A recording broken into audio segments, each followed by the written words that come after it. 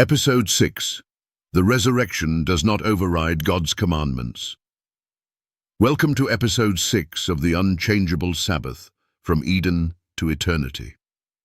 So far, we've seen the Sabbath created before sin, honored by Adam, written by God's own finger, kept by Jesus, and upheld by the apostles even after the resurrection. Now, it's time to address the central claim of Sunday worship, that because Jesus rose on Sunday, the resurrection somehow overrides or replaces the fourth commandment. Let's be clear, the resurrection of Jesus is the foundation of our hope. It proves he conquered death. But does that beautiful truth mean God's eternal law can now be broken? Absolutely not. Let's go to Romans chapter 3:31. Do we then make void the law through faith? God forbid, yea, we establish the law. Faith in Christ doesn't cancel the law, it confirms it. The resurrection does not erase one of the 10 commandments. If anything, it gives us more reason to obey our Savior. Let's take a step back. The 10 commandments were written in stone by the finger of God and spoken by his own voice. The fourth commandment alone begins with the word remember, because God knew many would forget it. Nowhere in Scripture does Jesus say, "Because I rose on Sunday, you no longer need to keep the Sabbath." Nowhere does Paul or Peter declare, "Let's celebrate the resurrection by breaking the fourth commandment." This belief is built not on Scripture, but on man-made tradition. Jesus said in John 14:15, "If ye love me, keep my commandments." Which commandments was he talking about?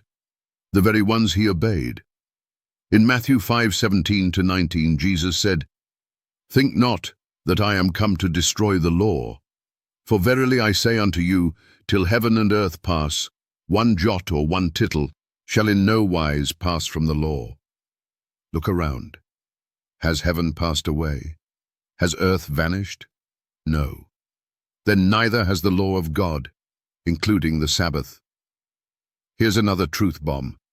There is not one verse in the entire Bible that connects the resurrection of Jesus to a new Sabbath day.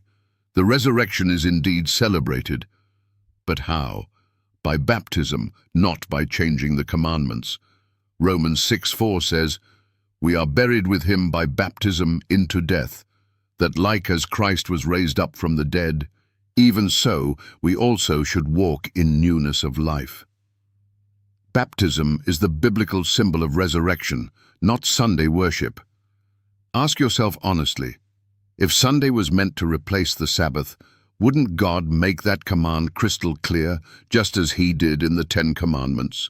Yet, no such command exists. So why does the majority of Christianity worship on Sunday? Tradition. Church history tells us Sunday worship was gradually introduced centuries after Christ, then enforced by human authority, not divine command. And Jesus warned us in Mark 7:7-9, "In vain do they worship me, teaching for doctrines the commandments of men. Full well ye reject the commandment of God, that ye may keep your own tradition." Here's your challenge today. To all Sunday-keeping pastors, priests, scholars, and skeptics, show us one verse that says the resurrection abolished or changed the fourth commandment. If the resurrection was enough to rewrite the law of God, then we must ask, which other commandments should we rewrite? Should "thou shalt not kill" now become "sometimes it's okay"? Should "honor thy father and mother" now mean "when convenient"? Of course not. The resurrection doesn't remove the law, it magnifies our love for the lawgiver. Revelation 14:12 says, "Here is the patience of the saints, here are they that keep the commandments of God and the faith of Jesus." Not one or the other, both. Join us in Episode 7, where we'll go beyond earth and show that the Sabbath continues in heaven for all eternity. Until then, remember the Sabbath day to keep it holy.